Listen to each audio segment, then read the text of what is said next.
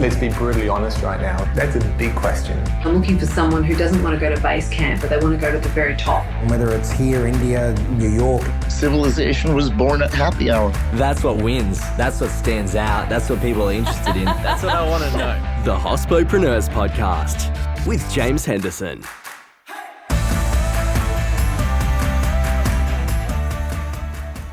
Hello and welcome to the Hospopreneurs Podcast. Fabio Angele, owner and director of iconic Melbourne institution Brunetti Classico, joins the program today. Drawing on 50 years of hospitality experience learned under his father's mentorship, Fabio rises at 1:30 a.m. every day to oversee operations. We explore why he does that, look at some of his management philosophies, the history of the brand, and complexities of working with family. Hello and welcome to the show, Fabio. Yeah, thank you. It's nice to be here. It's a pleasure to have you on. We just did a bit of a tour back of house, saw some really exciting things just before getting started today. I really appreciate you sitting down with me. I'm actually going to be asking you some questions about those things, and being in this world is really interesting and exciting. So thank you for joining me. No, it's a pleasure. It's always nice to show off what we do. Thank you. Fabio, as you know, the first question that I like to ask on the program is a crazy hospitality story or exceptional hospitality experience. I'd love to know what you have for the show today. Okay, I've thought about this, and there's a nice little story that occurs every morning here for the last 30 years. And we're in retail, and you get to know the people that come into the store, regular customers. And there's one customer that comes in every morning, literally for the last 30 years. He comes into the bar and he expects 3 espresso lined up on the table, 1, 2, and 3. And one by one, he takes them down, 2 and 3, just like shots. Yeah, like shots in the morning. And he's a businessman. He owns a business. And then he takes a takeaway cafe latte and off he goes to work. And this is about 5 o'clock every morning as we open the doors. And he leaves. And as he walks away, you look back and you see at the bar 3 espressi that he's left behind. You know he's been there. And it's such a good story. And someone who's in retail, really appreciates something like that. Yeah, I don't know if I've ever, because I worked in cafes for a couple of years. I don't know if I've ever had a customer who ordered 3 espressos, one after the next.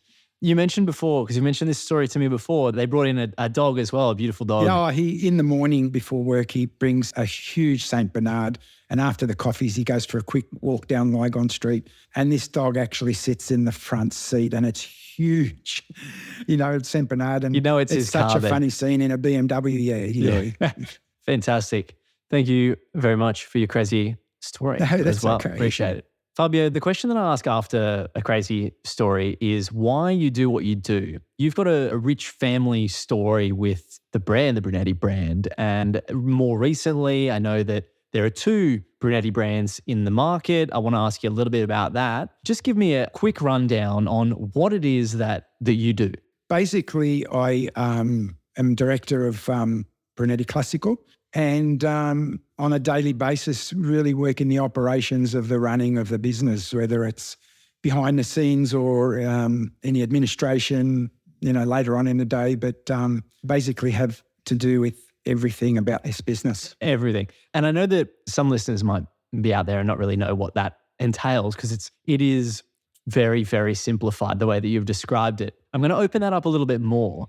The reason that I wanted to sort of touch on that first is because there's quite a detailed heritage, if you will, behind your brand. And I'm interested to know what it is that really inspires you, that gets you up in the morning, and you get up very early in the morning. We're going to touch on that in a minute, but why you do what you do. So inside that, what is it that really inspires you to get up and do what you do every day? I think it's a family passion that we've been brought up with. My father's a pastry cook. He came out here in 1956 for the Olympic Games in Melbourne. The first Australian Olympics. Correct, yeah. With the Italian team. Yeah. And he was only 20 years old or thereabouts for a 3-month experience.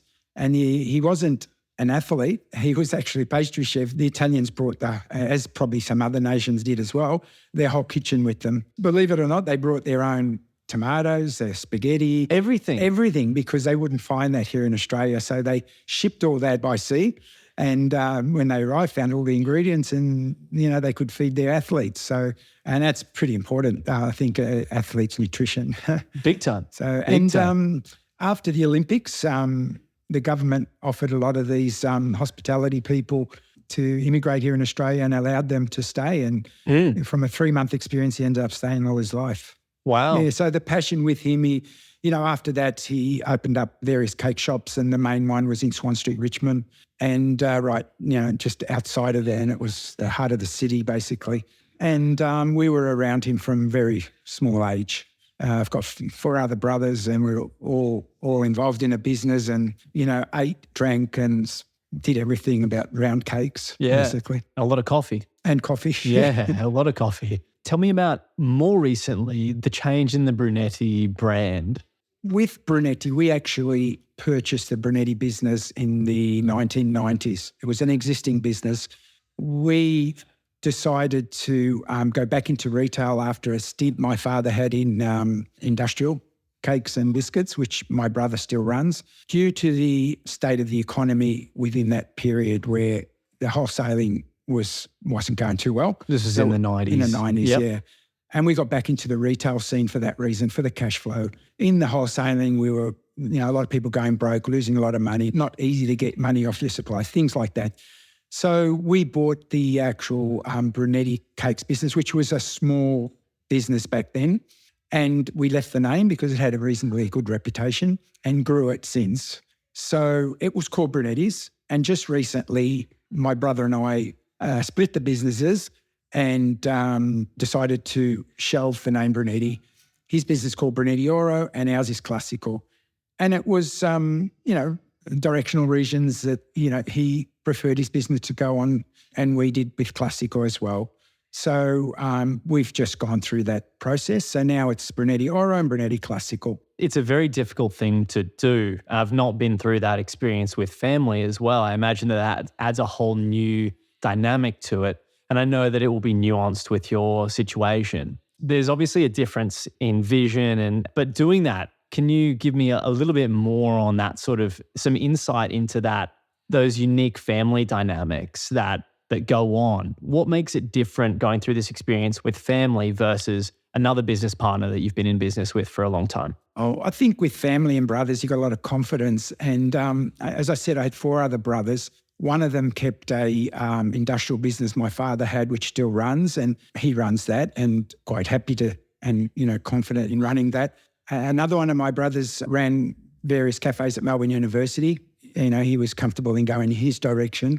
And I guess as families grow and people have got different ideas, things change. Yeah, things change, and so that's what happened with Brunetti. So all of us are involved in our businesses, but all pretty much separate, and pretty happy with what we're doing. And the business hasn't suffered at all. We actually pretty much maintained, financially and integrity and everything to the way it was. You're from a large family. You said you're one of 5. That would be considered large by most people's descriptions of what large is. But in what you've described there, and having a bit of insight from a conversation that we've had before recording, it sounds like your siblings have gone various ways at different points as well. So it's not actually an uncommon thing for you and your siblings to do separate things as well. So it's interesting because people might have one idea in mind when they hear that brothers go separate ways, but there's a lot more to that story. So thank you for sharing a little bit more about that as well. Yeah, no, it's a pleasure. You are known for getting up very, very early, like starting your day super early, 1:30. Is that when you get in here? Is that when you wake up? We're talking AM here. Like you've been up for almost 12 hours already. It's midday.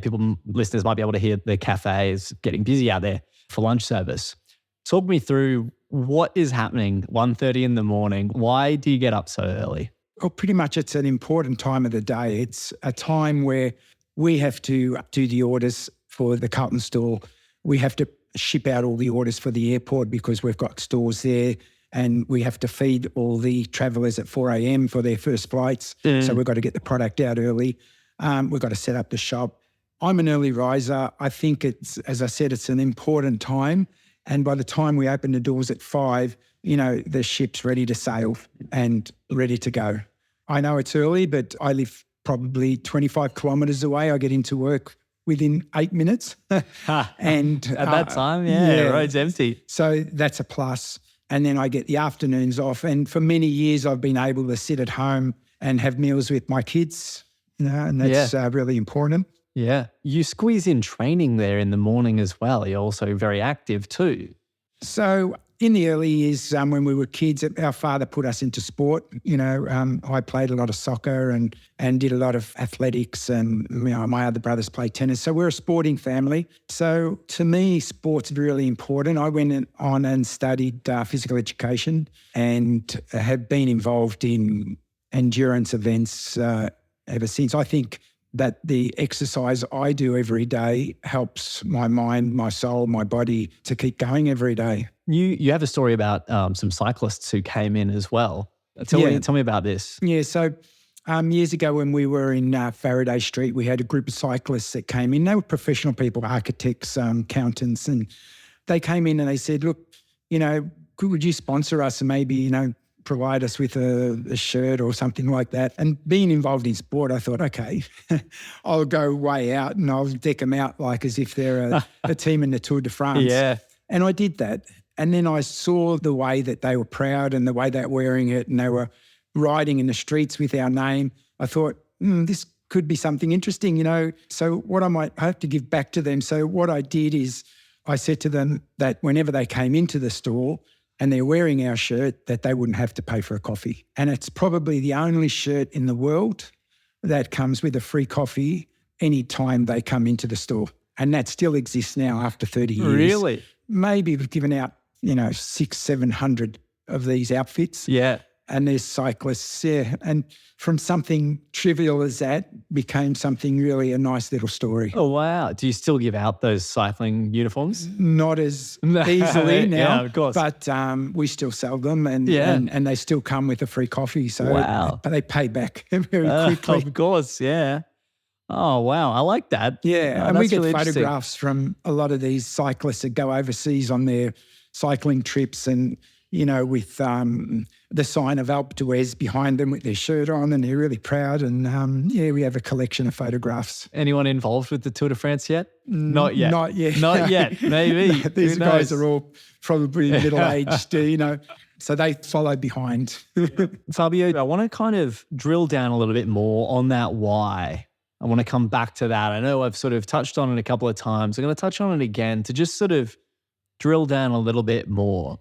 What is it that sits behind your inspiration? Because to do these things, yes, there's a family connection, and that's often very, very strong and keeps people working in businesses.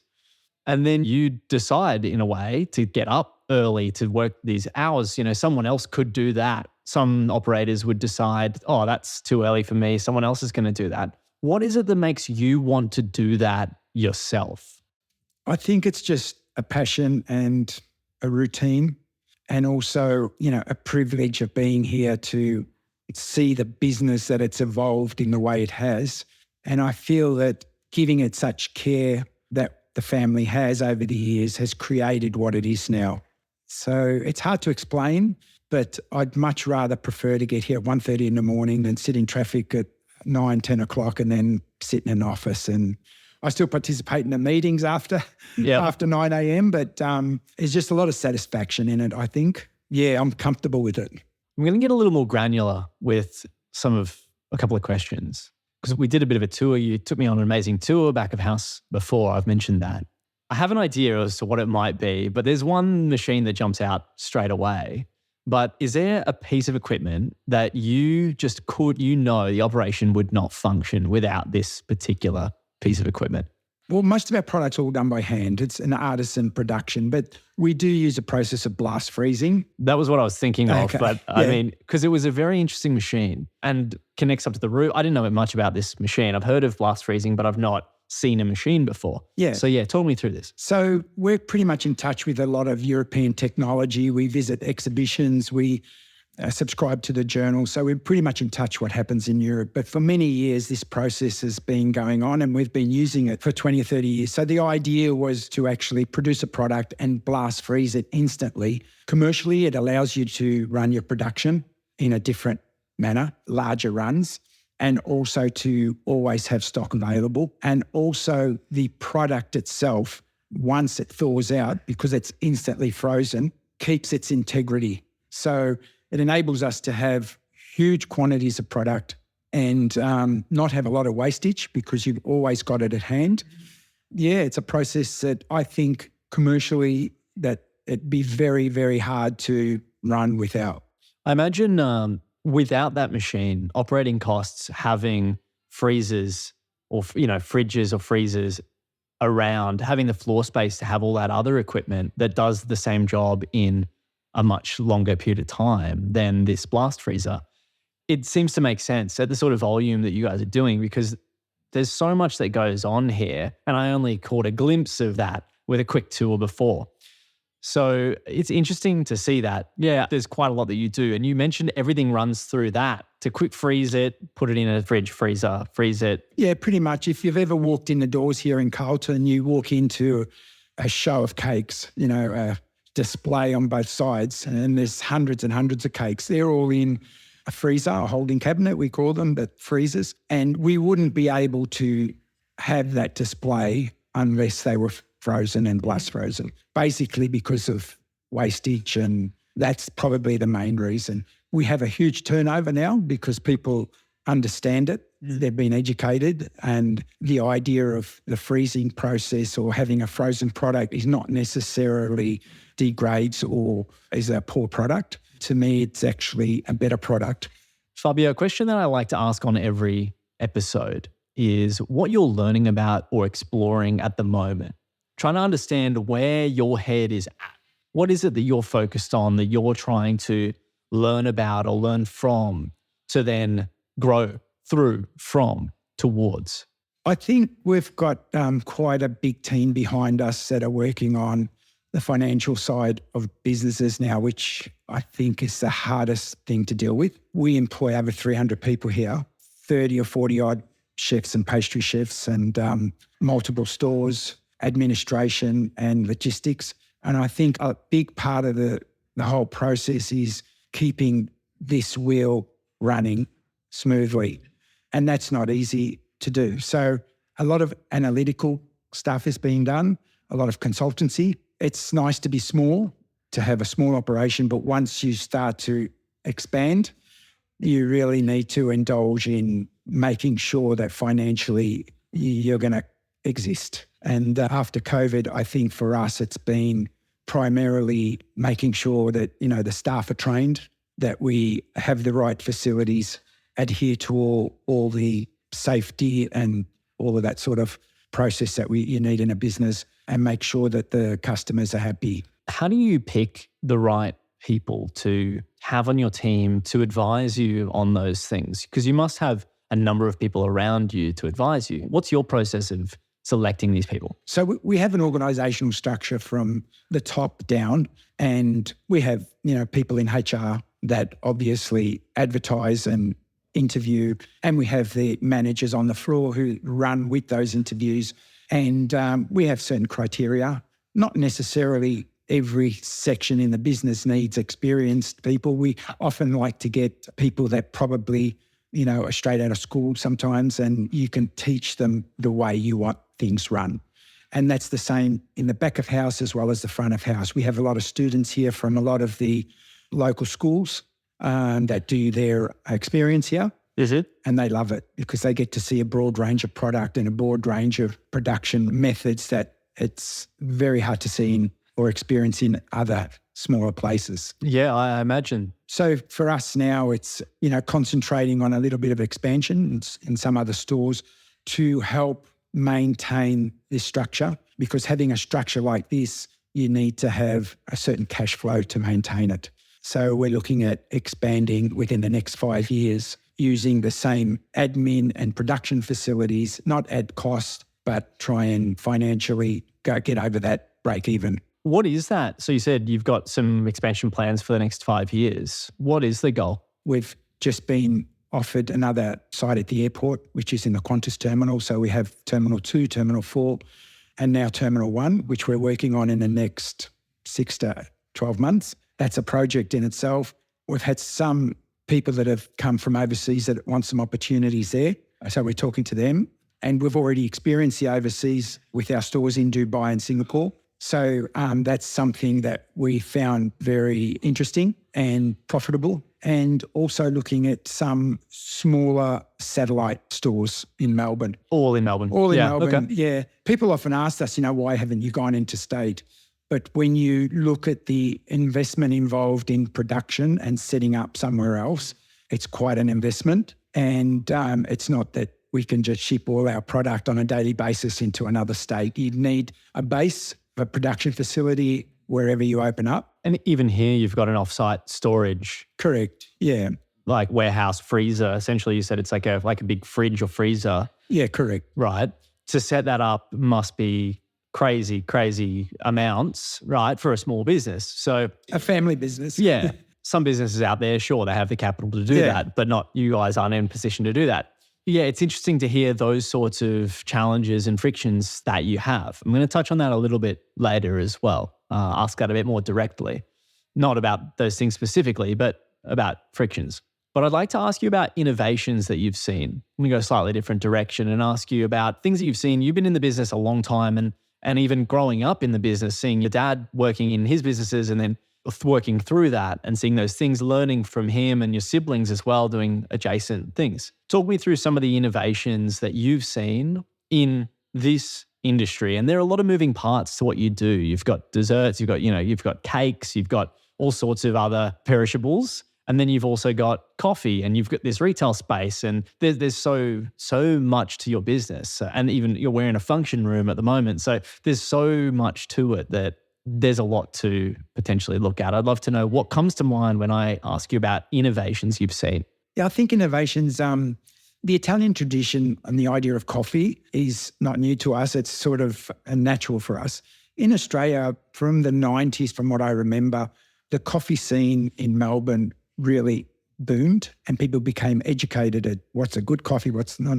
And we were so busy at times that we had to really move forward in the idea of service and especially for coffee, making things easier for the barista. So that's an area where we've concentrated a lot on. And just to give you an idea, over those years, and Melbourne's quite unique in this field of coffee. It's quite one of the leaders, I believe, in the world. It's definitely the case. Like it's Yeah. regarded well internationally. Yeah, definitely. And, you talk about the Italians loving their coffee, but a lot of them don't go to the extent we do here in Melbourne. Big time. So things like 10 years ago, we introduced just the milk juggler, which is an on-tap milk system. Mm-hmm. No more 2-litre bottles where you have to open up. And environmentally, that's a good thing, where we have milk in 10-litre bladders and it just feeds it. So that helped the barista in concentrating coffee. Another piece of equipment we just recently added is a frothing machine, which a gentleman who's a customer of ours actually invented on site. And we were proud to work with him with it. So basically this machine maps out what a barista does within the frothing of milk. And here in Australia, as compared to Italy, 80-90% of coffees are all milk-based, whereas in Italy, it's all short blacks and espressi. It's a lot easier to make coffee there. So the process here, and this machine is quite unique, and that's something that has, helped us and evolved within the last 2 or 3 years that we've seen innovation, you could say. I'm glad you've spoken about those two as well, because seeing them, I've not actually seen how that juggler system works. And people in cafes who are listening or in coffee, listening to this episode will know these systems and that they're things that are in the industry. But those who aren't, it's really good to share what these things are and what they're about and how they work. Because it's what I try to do through the show is cross-pollinate that sort of information across different parts of the hospitality, food and bev industry. So I appreciate you sharing those as well. And I imagine that there are huge efficiency gains that have been had as a result of these. Do you have anything that you know of that you've measured that's changed as a result of using those? With the coffee itself? Yeah. Yeah, I think, there was the idea of the invention was watching 2 people on one coffee machine. And to us as Italians, it's very unprofessional because you have a barista who, it's a career in Italy. It's someone who has a profession, and it's very rare you see 2 people on a coffee machine.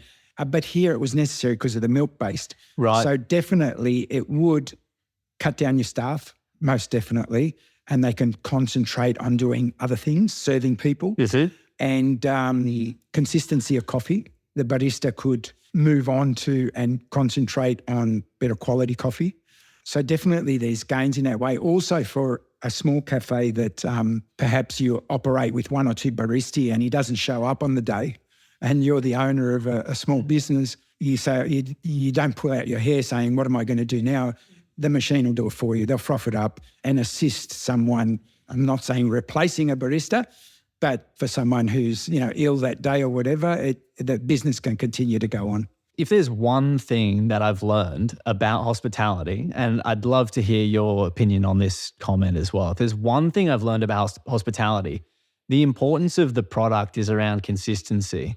And I think that that's what these machines deliver. That's what they facilitate, consistency of product. And that to me summarizes that. Like, it's not necessarily replacing someone. It does help make things more efficient, sure, okay. But then my thoughts go to what the future looks like. And you've kind of touched on the idea you're saying it doesn't replace someone. It makes me want to ask the question, what does the future of this industry look like? The retail side of hospitality, particularly focusing on coffee, because that's where we've sort of focused a little bit of this. I'd love to know what you imagine the retail experience to really look like. Yeah, I think we always try and keep very traditional as well. And because the customer comes in here for an experience. So I'd like to say it wouldn't change too much, but we hope. Yeah, we hope. Right. But the world is always changing. And whether it's not using any more cash and tapping and going, or the way you order your coffees at the table, which, COVID sort of pushed across. They're the sort of things that might change, but it's important that customer to attendant, that human connection stays. Yeah, it's very hard. There's a lot of competition now, but I'm not sure with the coffee where it will go after this. It's hard to say. No one knows the future. I wondered if you had an idea as to, what you might see on that trajectory, given that you've got more data in your experience to have seen where it's come from to then maybe where it might go. Yeah. It's very hard to tell the future, but I know that people love coffee. Well, I've always said we've got a license to sell a drug, which we have, because coffee is a drug. Yeah. And people like to go to their regular cafe, and thus the consistency. You've seen a lot of these home coffee brewing systems that have come in where people actually have it at home as well. Whether that's taken away from the cafes, I'm not sure. Restructured it, sure. Yeah. And I wonder whether coffee production, like if you go like higher up the supply chain, if that's been affected as well, or if that's actually still benefited from home consumption and these sorts of things, whether the structure of it has changed. I think some of the coffee companies have to adjust, and some concentrate on that sort of market, some concentrate on a commercial office sort of supply, some concentrate on the supermarket market, and some on the retail cafes. Yeah. So I can see that different companies, unless, they've got a broad range, some of them probably will find themselves in difficulty in the future. So I think they'd have to have a broad base and try and touch a little bit of all areas. So we've talked a lot about coffee, this part of your business. I want to jump back to the patisserie, like that side, because I want to try to make the distinction really clear, because the Brunetti brand has two brands and separate to what you're doing. And I want to talk about Brunetti Classico and separate it from the other Brunetti brand in the market. So tell me where your business is and where it's not. I think the retail side of it for us is really important, having that daily production and connection with the customers, and evolving in really traditional classic products from Italy and from Europe, because we're more than just an Italian cake shop now. We've brought in pastry cooks from all over the world, and they've contributed to whatever experience they've had and whatever products. And in fact, if we go through the counter, I could practically name all of the products which pastry cook actually introduced it into our business. Sometimes we give the ideas, but often enough we give the incentive for the pastry chefs to contribute. And over the years, that's how this business has evolved. And I mean, when we looked at them before this interview, every single thing is made here, which is really interesting to see. Even the little decorations on the top. Yeah. Incredible. Yeah. Really, really cool. And to see people doing that was really interesting. And we find, just like fashion, that products go out and then they come back in. Like recently, we've started a cake that's called a maritozzo, which is very popular in Italy, in Rome especially. It's become a little bit of a trend now. And not only with us, but in places like South Korea. They've just loved the Italian products, and this maritozzo's boomed there as well. Wow. So we have some South Korean pastry chefs, and they're just so focused on, sweets and traditional things and inventing new or reinventing a product. Maybe, the maritozzo in Rome was just one flavour. Now you can get various amounts of flavours. So that's how a product evolves. But I always see that products come back after a while. The sucker torte, for example, is something that we made years ago, and it only came to my attention through a pastry chef that was Austrian and told us about the sucker cake, and I said, why don't you produce it for us? And it was an amazing story, this sucker torte. So that's something that we're thinking about reintroducing, and it's popular all over the world. So we look at things that, have been in the past that are coming back. How do you identify what it is that you should be focusing on to introduce as, new product development or innovation within the business with the operation that you have? Because it is systematic and you have to balance between, being artisanal and being mechanistic. So I'm wondering how you introduce that creativity and innovation within the operation. We basically sit down and discuss things with the production people. We decided that we do things on a seasonal basis, and that they introduce 3 or 4 new products on a seasonal basis to keep customers interested so they don't have the same old thing, and to see whether we can come up with something new and interesting. So we have tastings that we have. They present products. And then, you might have 2 or 3 products that come out, and 2 might be unsuccessful, 1 might be really successful, and that's the product that we continue and perhaps take out something that's not selling as much. And in that way, we have this turnaround of product, but constantly still maintaining the iconic traditional Italian product that probably will never go out in fashion. So even there are a lot of different ways that I could take that. One that I want to focus on in your answer there is even just the selection of who is sitting in the room to taste test those products for that feedback. Who do you select to give you that feedback? At times we get staff. At times, if a customer around, we ask their opinion.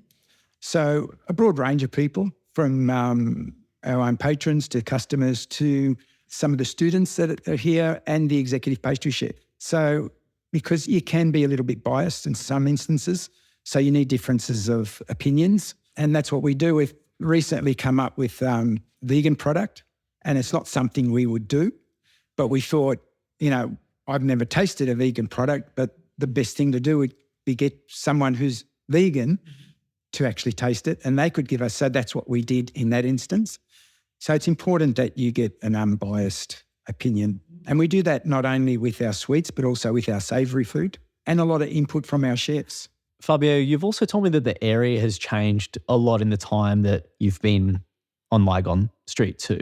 Talk me through those sorts of changes and the generational change that has occurred too. Yeah, sure. Lygon Street has changed a lot.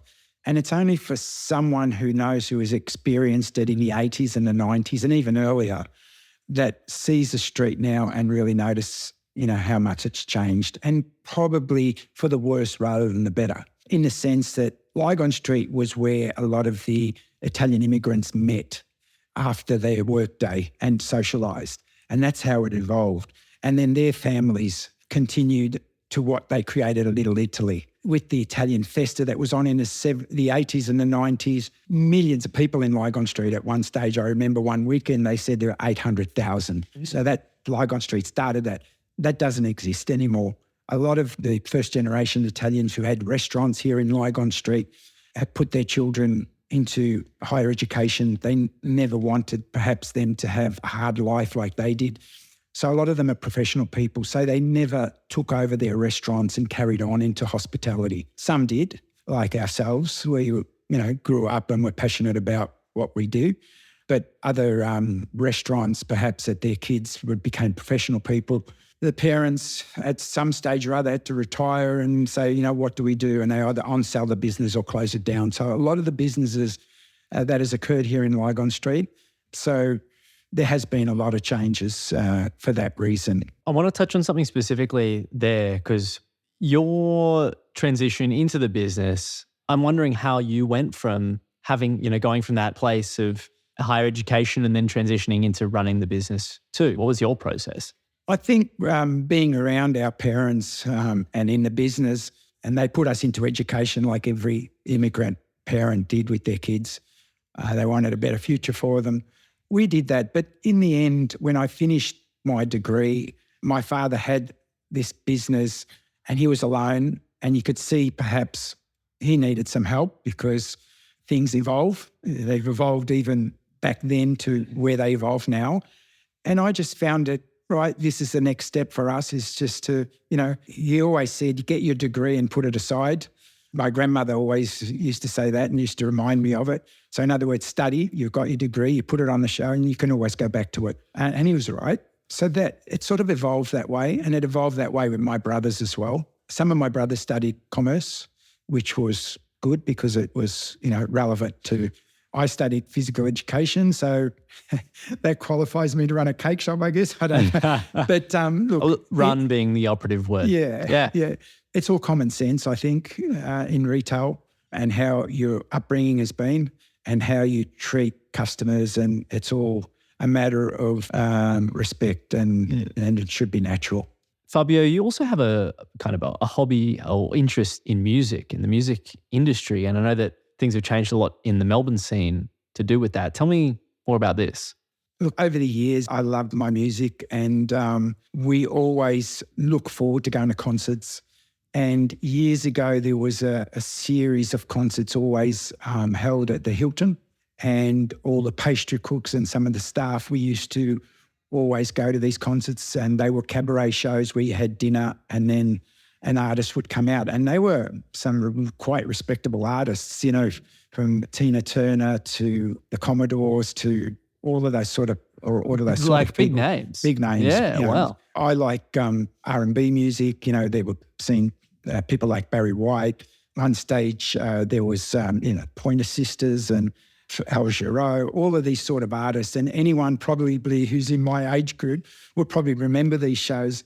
And we bonded together, look forward to them. And there were probably 2 or 3 a year. And unfortunately, they don't do them anymore, but they were such a something to look forward to within the business itself. And again, it was quite a good bonding that you got to know your staff really well, and they appreciated, those social outside events as well. Thank you so much for joining me on the program today, Fabio. I just have one last question for you, and that's, who would you like to hear on the show? It's a good question. I guess someone that's been where we have been and that has succeeded, because we're sort of in the middle of small business and large business, and to hear their point of view as to perhaps a direction or a non-direction that we should be going in, or some relevant.